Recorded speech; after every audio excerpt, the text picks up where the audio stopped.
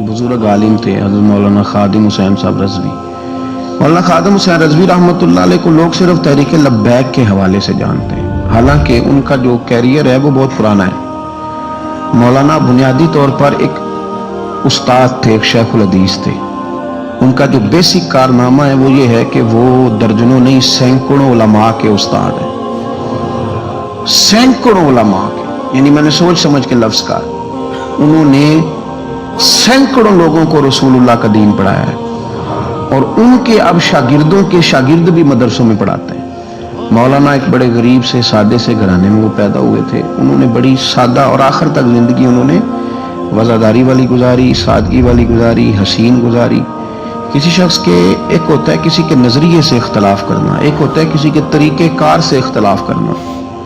کچھ لوگوں نے ان کے طریقہ کار سے اختلاف کیا ہے، لیکن ان بندے کا نظریہ اتنا شاندار تھا کہ نظریے سے کسی نے اختلاف نہیں کیا. لوگوں نے یہ ضرور کہا کہ یہ فلانی بات اس طرح ہو جاتی تو ٹھیک تھا، لیکن یہ سب نے کہا کہ بندہ بات ٹھیک کرتا ہے. نظریے سے، فکر سے لوگ مطمئن ہو جائیں. زندہ کیا رہتا ہے؟ نظریہ. زندہ کیا رہتا ہے؟ نظریہ. فکری طور پر ایک خوبصورت آدمی تھے، ایک بڑے منجے ہوئے آدمی تھے، ایک وزادار آدمی تھے، ایک صاف ستھرے آدمی تھے. میری ان سے ملاقات اس وقت ہوئی تھی پہلی دفعہ جب وہ بالکل ٹھیک تھے، ٹانگوں پہ چلتے تھے.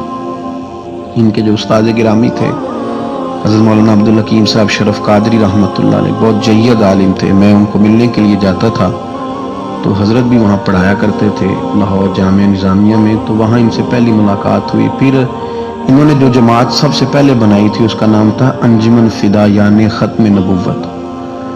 اس جماعت سے انہوں نے کام کا آغاز کیا اور بڑے اوائل میں، بڑے شروع میں انہوں نے ختم نبوت کے تعلق سے مختصر سے کام کا آغاز کیا اور بڑی جلدی ان کا کام پھیل گیا. مکی پیر مکی دربار میں یہ اوقاف کی مسجد کے سرکاری خطیب تھے، لیکن حضرت ممتاز قادری صاحب رحمۃ اللہ علیہ کی شہادت پہ انہوں نے سرکاری ملازمت چھوڑ دی تھی. اس کے بعد انہوں نے بڑی محنت کی، بڑی جد و جہد کی، بڑی کاوش کی. بیمار اور معذور ہونے کے باوجود بڑی کوششیں فرمائیں اور بڑے نڈر تھے، بڑے بے باک تھے، بڑے خوبصورت تھے. سب سے بڑی بات یہ تھی کہ سکہ عالم دین تھے. جماعت میں کسی بھی سیاسی جماعت کے پاس اتنا تگڑا بندہ نہیں جس طرح کہ حضرت مولانا خادم حسین رضوی صاحب تھے.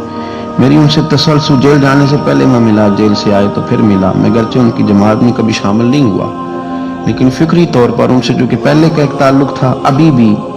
24 اکتوبر کو پچھلے مہینے کی وہ گجرات جا رہے تھے تو کچھ دیر ہمارے پاس رکے اور دیر تک وہ باتیں کرتے رہے اور دیر تک ان کی میں باتیں سنتا رہا. پھر وہ مجھ سے کچھ سوالات پوچھتے رہے، میں ان کے جواب دیتا رہا.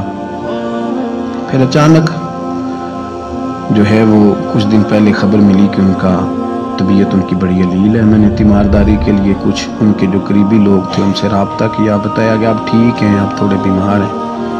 پھر کل اللہ تبارک و تعالیٰ کا فیصلہ قدرت آیا اور تیزی کے ساتھ لوگ اٹھ گئے. اس 2020 نے بہت سارے لوگ اہل سنت کے لیے، لیکن اس شخص کا جانا کو زیادہ ہی تکلیف دے گیا.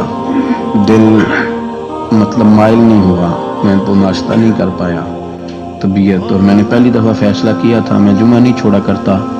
سوچا تھا کہ اگر جمعے کے بعد جنازہ ہوا تو جمعہ لاہور جا کے پڑھوں گا، لیکن ان کی نماز جنازہ کل 10 بجے ہے. اس طرح کے لوگ کم آتے ہیں دنیا میں اور شاید ان لوگوں کا وقت بھی تھوڑا ہوتا ہے اور اللہ پاک شاید ایسے لوگوں کو جلدی ہی اپنی بارگاہ ناز کی طرف لے جاتا ہے. ایک شعر جگر مراد آبادی نے کہا تھا کہ جگر راہ وفا میں نقش ایسے چھوڑ آیا، میں جس منزل سے گزرا ہوں وہ اب تک یاد کرتی